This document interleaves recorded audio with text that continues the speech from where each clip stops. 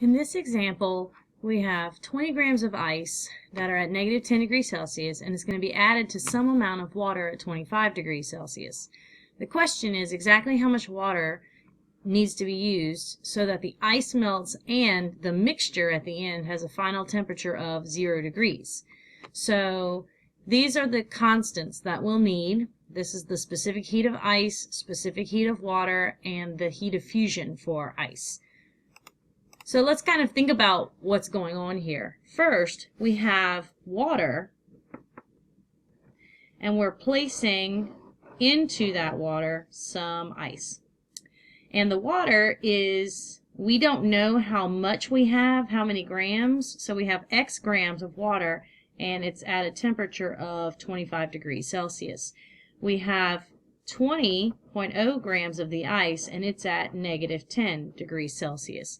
So recognize that heat moves from hot to cold, so we know that the heat is moving from the water into the ice. So the water is losing heat and the ice is gaining the heat, which gives us a Q of water is losing heat, so is negative, which equals the Q of the ice, and the ice is gaining the heat.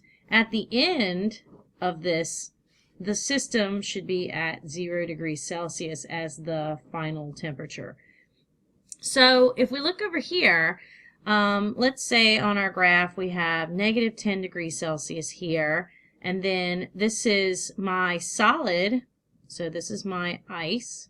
And as the ice, as we increase the temperature going this way, because this is temperature increase going this way on the graph, as we increase the temperature, this is where the ice is beginning to melt.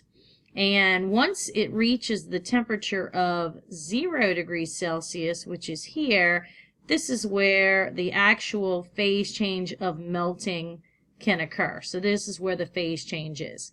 Up here is where water is boiling, because this is where it would be in the liquid phase. This is liquid water. And so up here would be boiling, so this up here would be at 100 degrees Celsius. So the ice has to go from negative 10 degrees, and we want to get it all the way to 0. So it's going to go from here to here on our graph. And notice that here is where there's a temperature change occurring.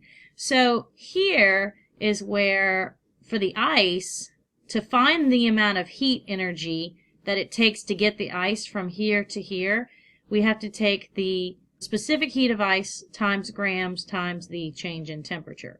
So that's what's occurring right here. Then the question is, we're going to get the ice to melt all the way and end up at this endpoint right here where it's at 0 degrees. And melting, notice there is no change in temperature. For melting, this is a phase change, and so we want to use the delta H of fusion, and we're going to multiply it times however much ice we have, the moles of ice. Okay, so we also have over here, we're placing it in some water, which is at 25 degrees Celsius. And after the water gives up its heat to the ice, then its temperature is going to drop to 0 degrees Celsius. So this is where 0 degrees Celsius is. And so here we're looking at the Q for liquid water to go from 25 degrees to 0 degrees, and that's going to be equal to the specific heat times the mass times the change in temperature. So what we're dealing with here is the Q of ice is equal to negative Q of water. And the equation that we can derive based on this fact up here is that first, for the ice to go from negative 10 and just begin to melt, we're going to use the specific heat of the ice times its mass times its change in temperature, right here for ice. And we're going to add that to the amount of heat it takes for it to melt entirely or go across this part. So that's going to be the delta H of fusion times the amount in moles of the ice.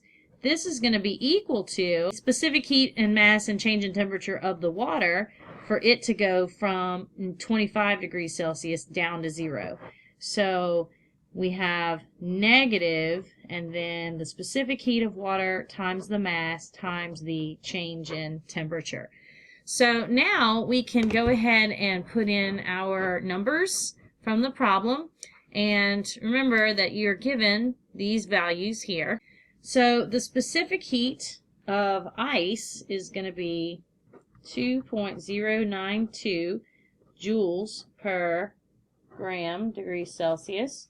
And that's going to be times 20.0 grams. And the temperature change for the ice, it's always going to be final temperature minus initial temperature, and we want the final temperature to be 0 degrees Celsius minus its initial temperature, which was negative 10 degrees Celsius. All right, all of that is going to be added to the delta H of fusion for ice, which is 6,008 joules per mole, and that's going to be times. And to get moles, we'll take the 20.0 grams and we'll divide by the molar mass of ice, which is 18 grams per mole. This is going to be equal to negative, and we're going to take the specific heat of water, which is 4.184, and that's joules per gram Celsius, times, we don't know how much in grams of water, that's the question, how many grams, so X grams, times the change in temperature, which is going to be the final minus the initial. Final temperature is supposed to be 0, and minus initially it was 25. Okay, so now that we have our equation set up, let's go ahead and do some math. So when I simplify the left side, I'm going to multiply 2.092 times 20 times, this is going to be positive 10, and that gives me 418.4, and I'm going to add it to 6,008 times 20 divided by 18, and that's going to give me 6675.56 equals, I'm going to take this 4.184 and I'm going to multiply it times this negative 25. Let's go ahead and recognize that this negative is going to cancel out that negative, and so we're going to multiply these two values and get 104.6, and then that's going to be times X number of grams, which is what I'm trying to solve for. Now, combine these two, you get 7093.96 equals 104.6x. And now to solve for x, I'm going to divide both sides by 104.6, and I get x is equal to 67.82. And remember, that's how many grams of water we would need total in order to take the 20 grams of ice that's at negative 10 degrees and melt it until it's 0 and the water, this much water, is also at 0 degrees.